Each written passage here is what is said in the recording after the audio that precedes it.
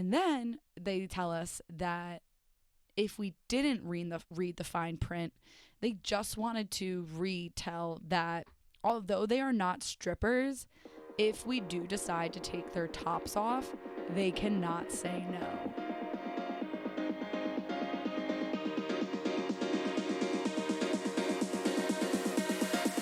Wait, it's not that deep.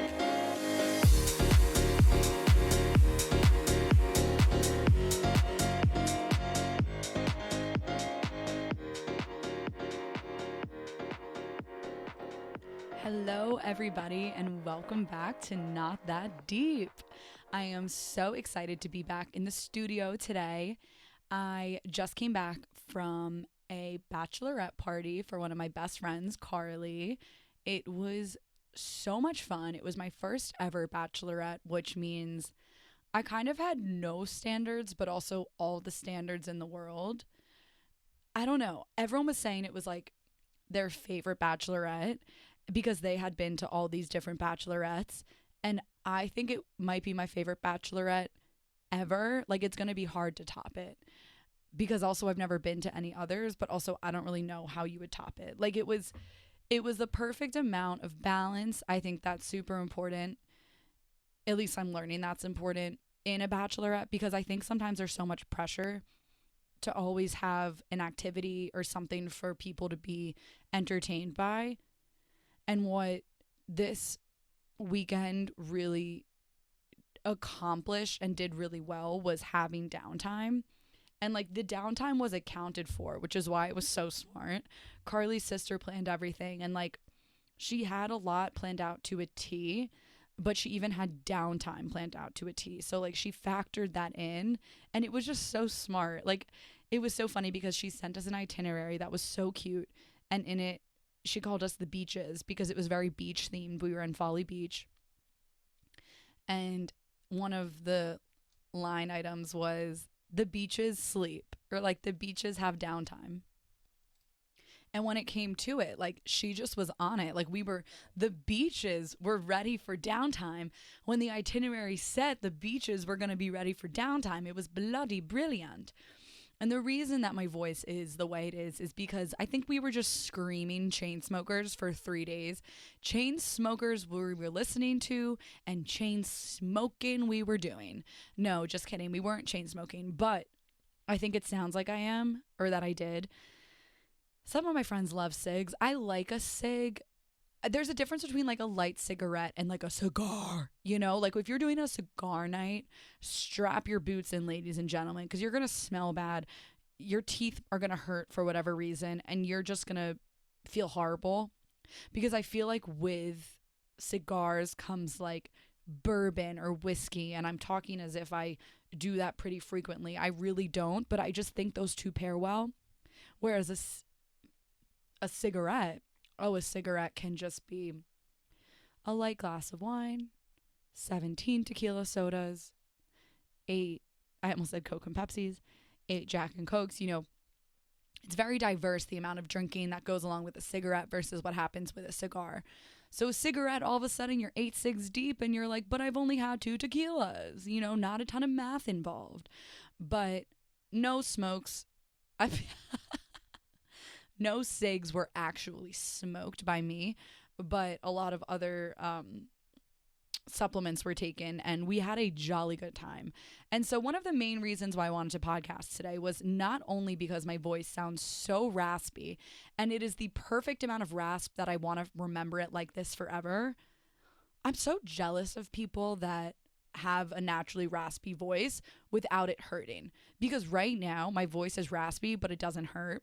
But I know for a fact that I'm going to wake up tomorrow morning and my voice is going to have a little tickle, a little baby tickle in it. And I'm going to say, man, I miss the days when my voice was just super sexy and no pain came with it. So I am enjoying it. What if I just like recorded 19 episodes today? I was like, it's not going to last very long. I have to take advantage of it. So I wanted to podcast, do like a brief overview just of some funny things that happened. And I actually have a stand-up show tonight, which I'm super excited for, which was definitely bold of me to book the day after I got home from a 5-day bachelorette. But the show must go on. And I think that encapsulates the show must go on as well as it possibly can, because I booked this. It's my friend Mia's birthday. Shout out Mia. I'll see if she listens. But it's her birthday, and I was like, oh God, I don't want to have the show on your birthday. And she said, don't worry, I'm going to have a party this weekend. And I said, okay. Well, the only date possible is that day, and it's the day after the Bachelorette. But I feel like I'll be fine. Like, I feel like I'll be well rested, blah, blah, blah. False, Dana, you fucking idiot. I had literally 5 days of just, it wasn't even that I drank so much. I honestly wasn't hungover any days.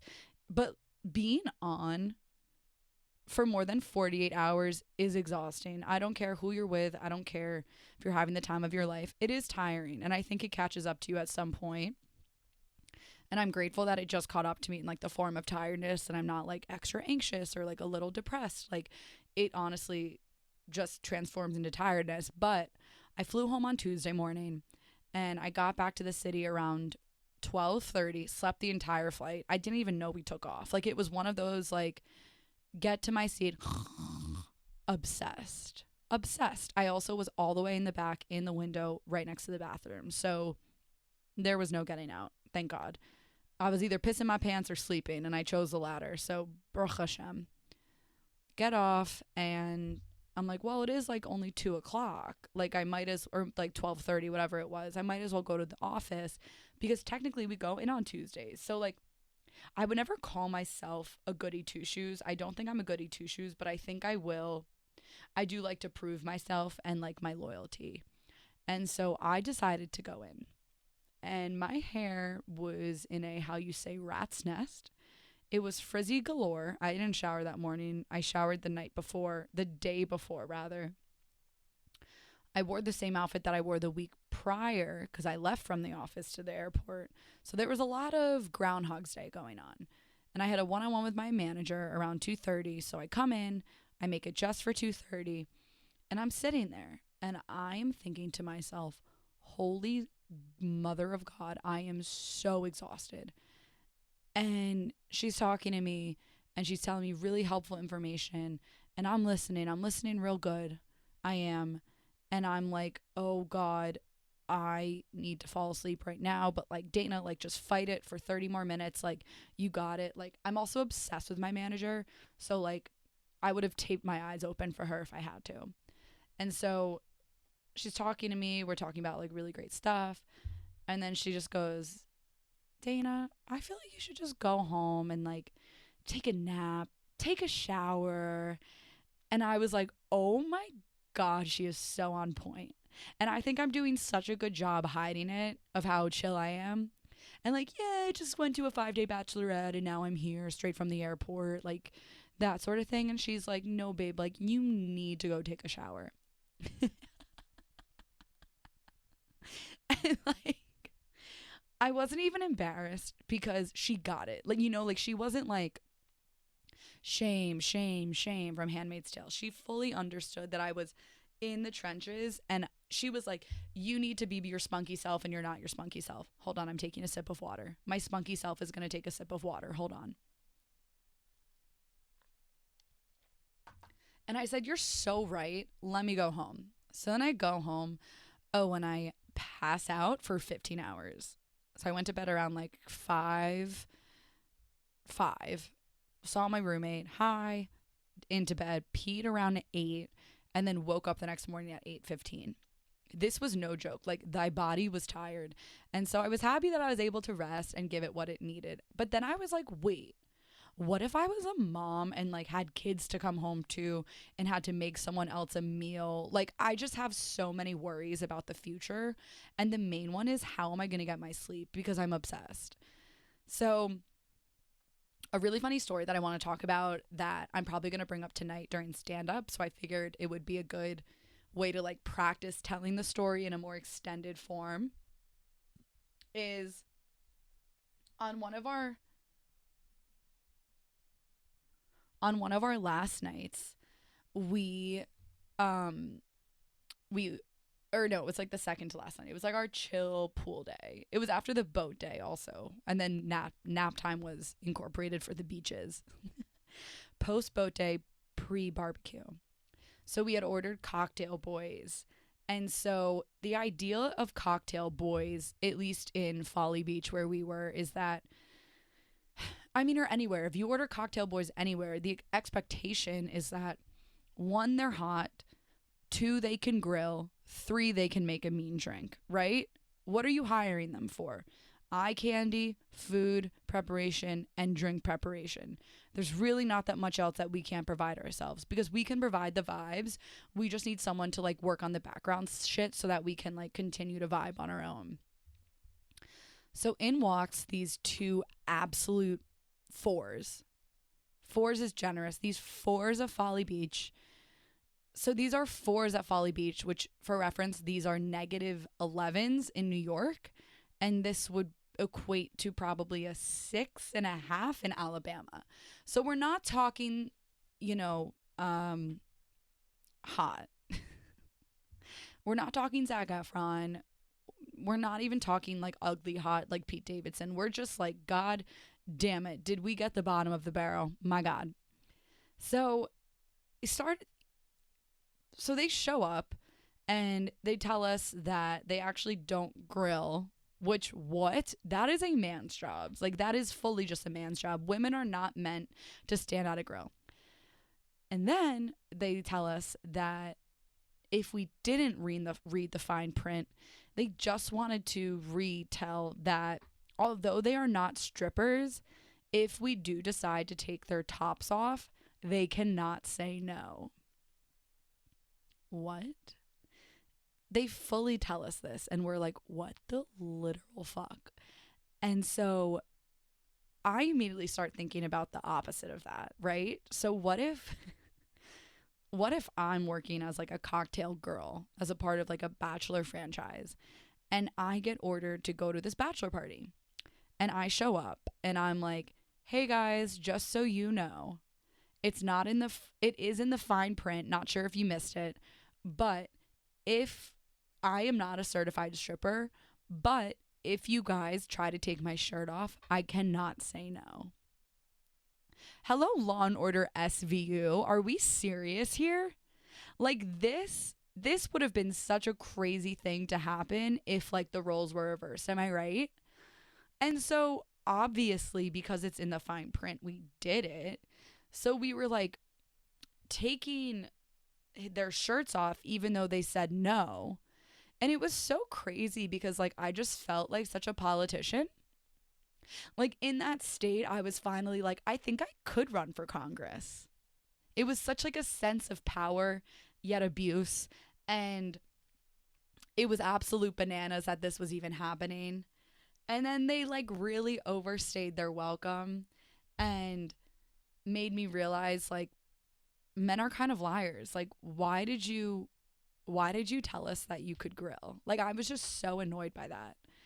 All in all, I think that story is so funny because like they also like took their shirts off, and then one of them was like super steroided out, and then the other one was I think it might have been his first day on the job, and I think that he thought he looked amazing, and I love him for that. He didn't. And it's not like we were hyping them up. Like, again, we are the ones paying you. Like, you should be hyping us up. Why are you making us feel bad for the way, like, your body is exerting itself? I cannot. And then we were like, they were setting up games for us. And they were like, do you guys know how to play Flip Cup? Like, no fucking shit. I went to college. Like, they honestly just did not deserve our money. And then the icing on the cake is the cherry on the tomato. Towards the end, I guess they had a 2-hour allotment. At the end, because I guess it looked like we were having fun with them, which like it probably did because we were just like fucking with them. They go, by the way, it is an option to extend us if you want to pay. Oh my God. You would think that we have Bradley Cooper and Matthew McConaughey here, and we're like, let's pay to extend. Yeah. Why would we pay to extend these absolute losers? So we made our friend Jess go in and tell them that we will not be extending their services, but they're more than welcome to stay. And then they overstayed their welcome for free. So that was pretty funny. There also were like neighbors next door who ideally, like if I'm telling someone right now, like, oh yeah, we were on a bachelorette and then a bachelor party was right next door, you would think like that's so amazing, that's so hot. Okay, well again, the Folly Beach fours were frocking around. And I don't even think they were hot enough to friend zone. And I'm aware I'm not a Folly Beach 10. I think I'm like a Folly Beach 7. Okay? Like I'm not talking like I'm de Bella de Ball. All I'm asking for is like if I'm at a bachelorette and there's a bachelor party next door, like what are the odds of them just looking like not cute? I guess pretty high.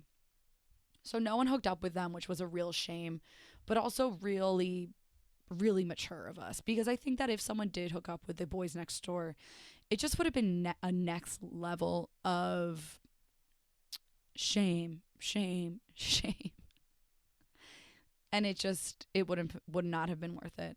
Something funny I had to mention is that two of my girls, Meg and Jess, shout out, they rode Spirit. They flew Spirit, my bad. They flew Spirit, and so it was cheaper, but like they ended up staying like so late on one of the days. And the thing about Spirit, I wouldn't know because I don't fly it, but they enlightened me that there's something called Spirit points that are up for grabs for a winner, special winner, at the end of every flight. And like I wish my friend Meg was here to tell the story, but basically on the way there at the end, they announced on the announcer like, all right, everybody, whoever, put down your tray tables. One lucky person has like the Spirit sticker on their meal tray. You win 1,000 Spirit points. And then someone won it, and it was just so funny, she said. And on the way back, I still don't know if they're fucking with me, but apparently Jessie won it. And I hope she shares them. I hope she shares the Spirit points. But all in all, it was a blast of a weekend. And I just wanted to keep this episode short and sweet and talk about the goddamn cocktail boys. But thank you guys so much for listening. Remember to rate and review. Please only review if it's nice. Like, don't do me dirty, I beg. Anyways, have an amazing rest of your week. And I hope my voice is still raspy the next time I get to record, but I highly doubt it. Okay, bye.